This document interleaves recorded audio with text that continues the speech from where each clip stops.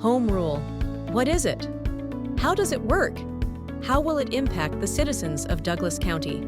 Douglas County Citizenry hosted a Home Rule Town Hall Tuesday, April 29th, where these questions and more were answered by our panel of experts and moderated by Mandy, Connell, and Deborah, Flora. This event was open to the public so they could be informed and ask questions. Douglas County Home Rule Town Hall, hosted by Douglas County Citizenry. Liberty loves company. Part 1. Thank you all for being here for tonight's Douglas County Citizenry Home Rule Town Hall. We also want to thank North Star Academy for providing their space and, of course, all the volunteers that helped to make this possible. And again, thank you to each one of you for being here. This is our chance to come together to be informed and ask questions from tonight's distinguished panel of experts. And we appreciate each of the panel members for being here to explain just what town rule is, how it works, and answer your questions. At Douglas County Citizenry, we believe in and welcome the spirited debate of issues. In fact, we encourage it, but we will do so with civility, manners, and respect, with no name-calling, bullying, and shouting down those with a differing opinion. So we have, go ahead.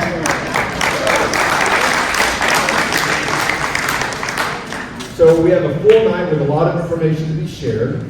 But before we get started, can we please have any elected officials in the audience raise their hands so we can recognize you and thank you?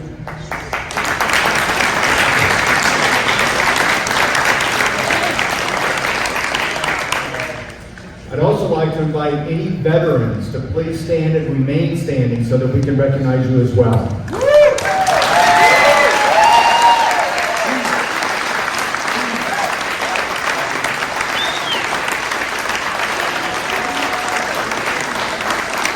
And if any first responders can also stand and join our veterans.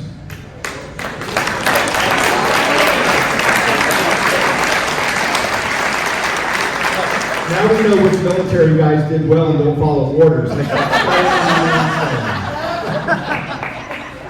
right, and now I'd like to invite a fellow veteran and my favorite coastie, U.S. Coast Guard veteran, Brad Brown. She's also our Douglas County coroner. Good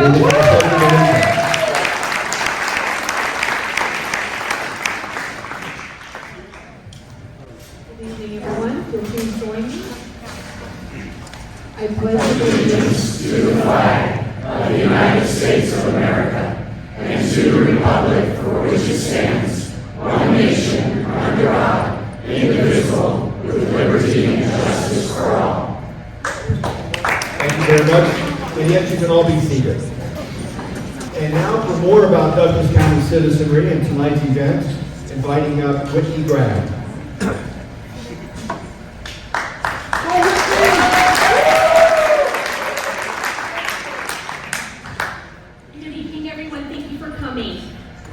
We just want to go over a few things that we do for every one of our meetings. First off is our mission statement. Gathering Douglas County citizens of goodwill to be encouraged, informed, and engaged so we can stand together for one another's constitutional right to live, think, and speak freely. We do have some guidelines within our meetings. We do thank all of you for coming, but we ask that you follow these guidelines. Be respectful of others, regardless of disagreement. No interrupting while others are speaking. Bullying, harassing, name-calling, or demeaning of others will not be tolerated. Focus on principles, policies, and solutions, not personal attacks.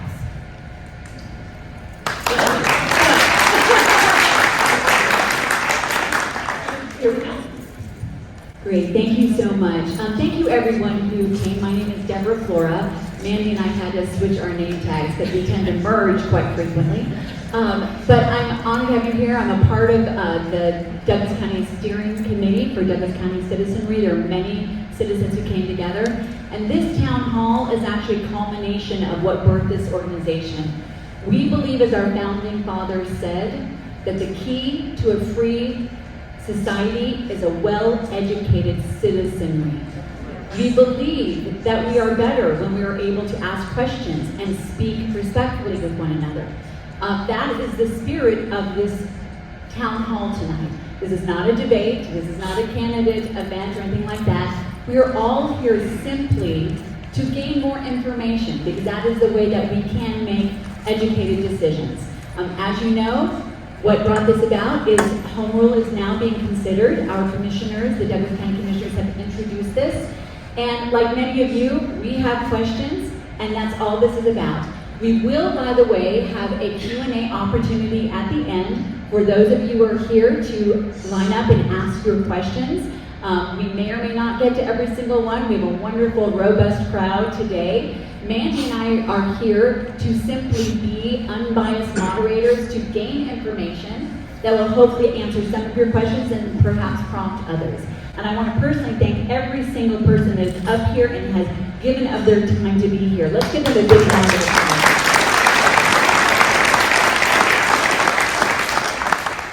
And one last housekeeping thing, if you've never been to a Douglas County Citizenry meeting before and you'd like to find out more information about our meetings, on the way out, please do be sure to sign up and provide your email. And thank you so much. I will now hand it over to my cohort here. Good evening, everybody. My name is Mandy, and I have a radio show. And the only reason I tell you that is because when the Douglas County Commissioners announced that we were going to put home rule on the ballot, immediately I was flooded with emails that said, "What is home rule?" All of which I had to respond, "I have no idea." So I am as excited as all of you to be here tonight because we've assembled a great group of people who should be able to give us a really robust overview of what we're looking at. So I'd like to introduce our panel first of all, and we're going to start down there at the far right, Douglas County Commissioner George Teal. Wait to clap at the end, and then we'll just do that. Douglas County Attorney Jeff Garcia, Douglas County Clerk Sheri Davis, Weld County Commissioner Scott James, Weld County Attorney Bruce Barker, and MSU Political Science Chair Dr. Robert Pruehs.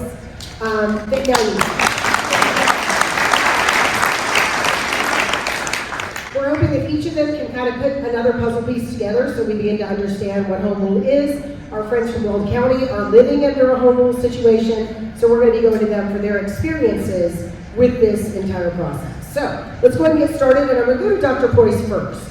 Dr. Pruehs is the chair of the MSU Political Science Department. You've been quoted several times about the Colorado Constitution and county home rule. Could you just give us an overview of what the Colorado Constitution says about home rule? Sure. So Colorado Constitution has home rule that can call it, and let me back up. So home rule gives a bit more power to sub-state entities, municipalities, and counties to both structure their government, right, determine how that government looks, how we go about electing officials, but also allows for a bit more freedom in terms of some legislative activities, although it's not carte blanche, and it's important to recognize that home rule itself does not, and the rules that are generated at municipal levels, does not supersede state law. And so that's something that we do need to kind of keep in mind. Now, more specifically, I think the big two takeaways from home rule, one is that this one, sorry, I'm a professor. I've got 45 minutes. By the way, we have professors, attorneys, and people who run for office. This is going to be a 5-hour film. No one's going to shut up. You have to fear me to leave. Trust me. So home rule allows for some freedom, right, at these municipal and local levels. The Colorado Constitution has had that since 1902 for municipalities. It adopted it in 1970 for counties, and 2 counties have taken them up on developing a home rule charter, essentially a constitution at the county level. Pickett County is one, and then Weld County is another. A couple of things to keep in mind in terms of broad strokes here. First of all, there's a 2-stage process. One is a decision to actually start this charter process, creating essentially a charter commission. You'll hear that. There's 21 members. I think that's what we see here today in Douglas County. And that's kind of a mini constitutional convention, right? How you set up the rules and structure of government. The second process then is once that charter commission has established a charter, proposed a charter, there's a final vote. So there's actually 2 stages. If you think about Folks that might not be in favor of this, those are 2 points to vote against something. For folks that are in favor of moving forward, you need to vote twice. And for folks that are kind of curious about what a charter would look like, and we'll vote for the first one perhaps and see where you land on the second one. My guess is many folks like our country is fairly divided. I mean, we'll have a good sense by the time this stuff starts, kind of where they see the outcome. In terms of powers, and I think this is the important thing, and I'll be as brief as I can. One is that the big power that matters is home rule counties are able to establish their own structure of government. So Douglas County right now has three commissioners. They're each elected from districts, right? That's actually quite common across the state. And there's only 2 counties that have developed this home rule charter. Counties are then free, home rule counties are free to choose how their elected officials are chosen, whether it's from districts. Pitkin County, for instance, expanded the number of commissioners from 3 to 5. Each of those are elected based on residence, where they live, but the vote is at large, so the entire county gets to vote. Weld County, on the other hand, expanded theirs back, and these both happened in the mid-1970s. Weld County expanded theirs from 3 commissioners to 5, 3 district-based commissioners, which we have a legislative process district-based, and then 2 at large, so 5. There is no requirement to have 5, from what I understand.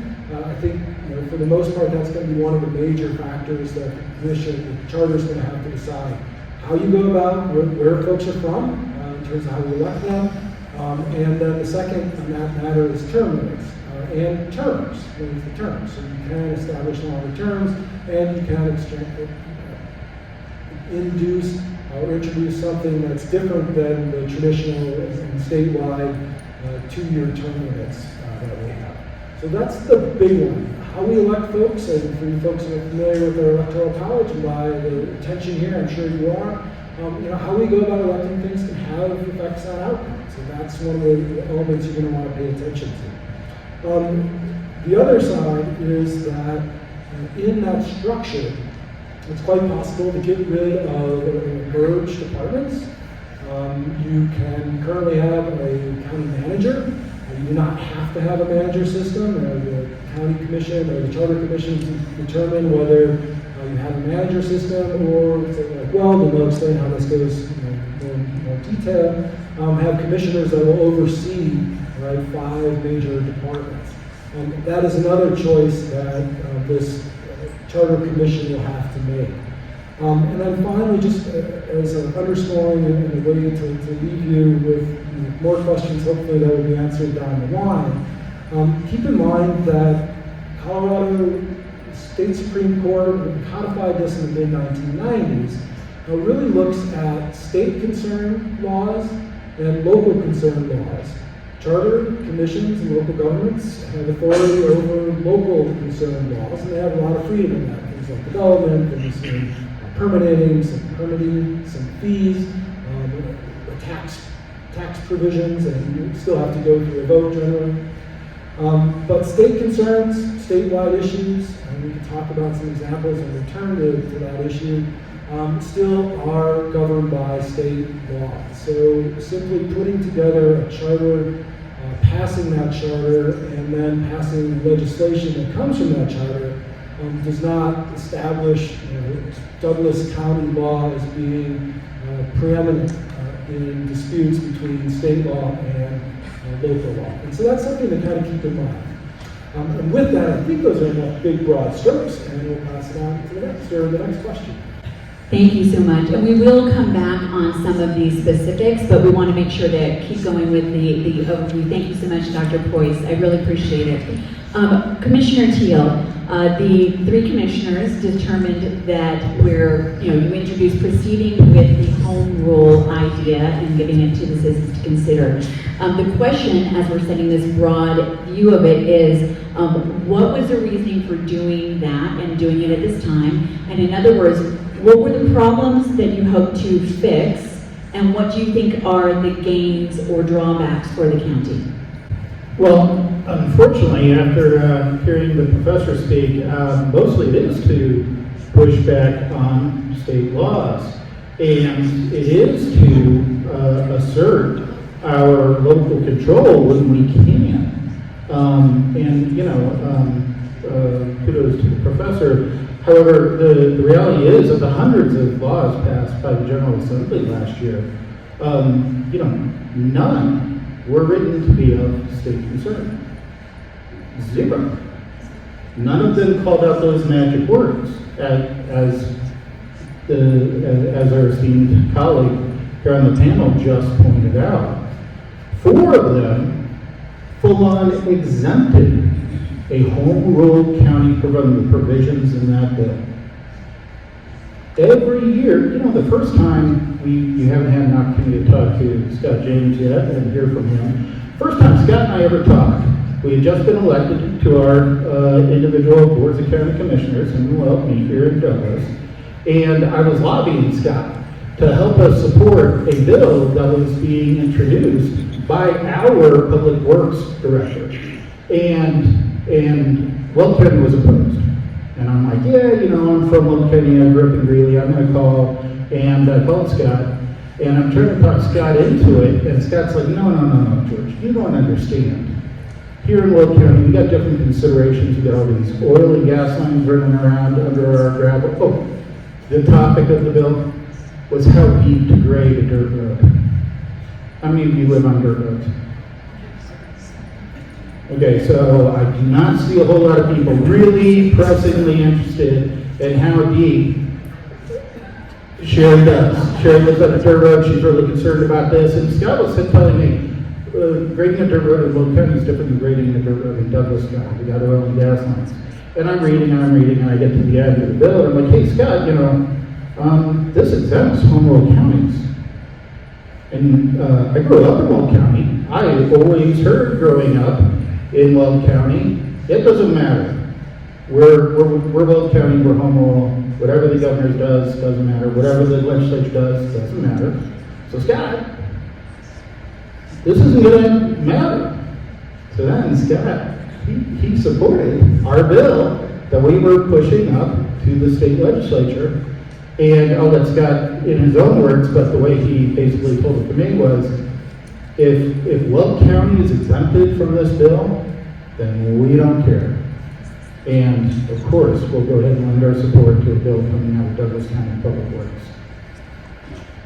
If we go home rule, there are laws out there that exempt home rule counties every single year. They get passed by the state legislature and have been for a generation, maybe 2. Why should we go home rule? Because there are laws being passed today in Denver under the Gold Dome.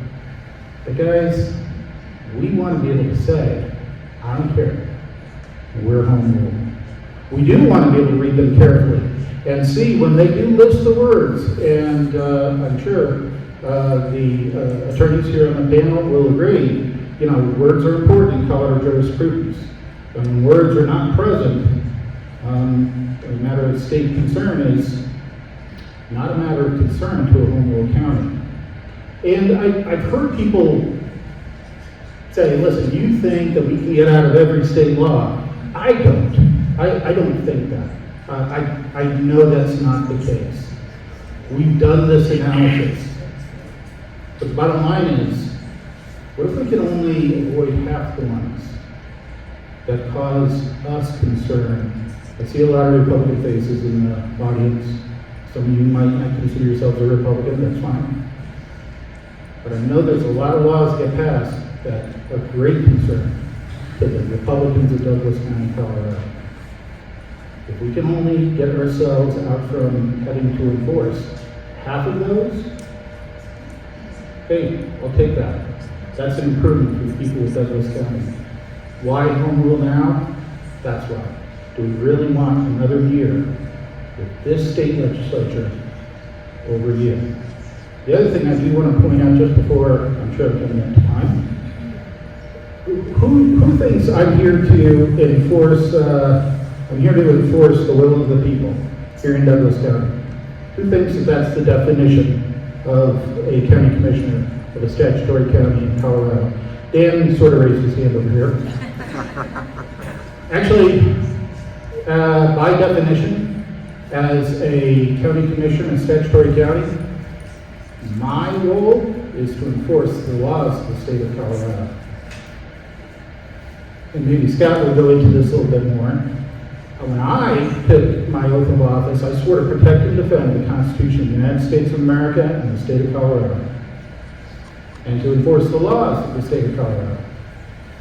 Scott, you may correct me when your time comes, but Scott took an oath to protect and defend the Constitution of the United States of America, protect and defend the Colorado Constitution, and protect and defend the Weld County Charter. Don't you want county commissioners who are taking an oath to protect and defend your home rule, Douglas County Charter? That's why. All right, we're going to move on to Sheri Davis. She's the Douglas County Clerk and Recorder, and she's going to give us the nuts and bolts of what the process is, what we're voting on, when we're voting on it, and all that good stuff. Take it away, Sheri. Good evening, everybody. I have met most of you, but for those who don't know, I'm your Douglas County Clerk and Recorder. And we have been busy putting the ballots together. We were able to certify the content on Friday and build the ballots and get them proved today. So the election, as you know, is on June 24th. This election is going to be run just like every other election in Douglas County. You'll receive your ballot in the mail. We'll have voter service and polling centers that open on Monday, June 16th. And all of the 24-hour drop boxes will be available under camera surveillance, just like every other election. Nothing is changing. So I did print out a handout. However, I don't think I printed enough. It looks like there's a lot more people than handouts, but I left them on the table near the front door. As you know, all of our information is on douglasvotes.com, so if you have questions, go there. We're going to have 3 voter service and polling centers, and that's where you can go in person to vote if you prefer to vote in person. You can also get a replacement ballot, update your address, anything you need, you can go to one of these polling places. In Castle Rock, it's the Douglas County Human Services Building that's out next to our Justice Center on Castleton Court. In Highlands Ranch, we've got the Douglas County Parks and Trails Division on Quebec. And then in Parker, it's the Parker Water and Sanitation Building off of Hess Road. So those are our polling centers, and again, those open on June 16th. And the ballots will be mailed on Monday, June 2nd. So expect your ballots to arrive that week. If you haven't received your ballot within a week to 10 days, call our office, let us know. We can send a replacement ballot. We will check and verify that your address hasn't changed, because typically that's what happens. But there are some routes that are rather slow in delivery. So we want to give those a chance to arrive. There are 3 ballot styles. Everyone gets to vote on the question, shall we create a commission to study home rule, yes or no? Everyone gets to vote for 3 candidates in at-large, and those are county-wide. So those will be on everybody's ballot. And then, depending on what district you live in, you'll get the candidates on your ballot for that district, whether it's District 1, 2, or 3. And that is the only difference between those ballots. We had 49 total candidates for all of the different districts. You can vote for 3 at large, and you can vote for 6 in your district. So don't vote for more, because then that goes out your votes. And that's up to 3 and up to 6, so you don't have to vote all of them. Let's see, what else do I want to say? Can we just clarify one thing, Sheri? You Sure. said electing members to study home rule. Yep. From my understanding, it is a commission It's to a come up with a commission. charter. Am Yep. I correct? That's correct. Okay, that, just want to make sure, because I heard some whispering about that. Yeah, and that is language out of the statutes, out of the laws, and that they will study whether or not we should create a charter.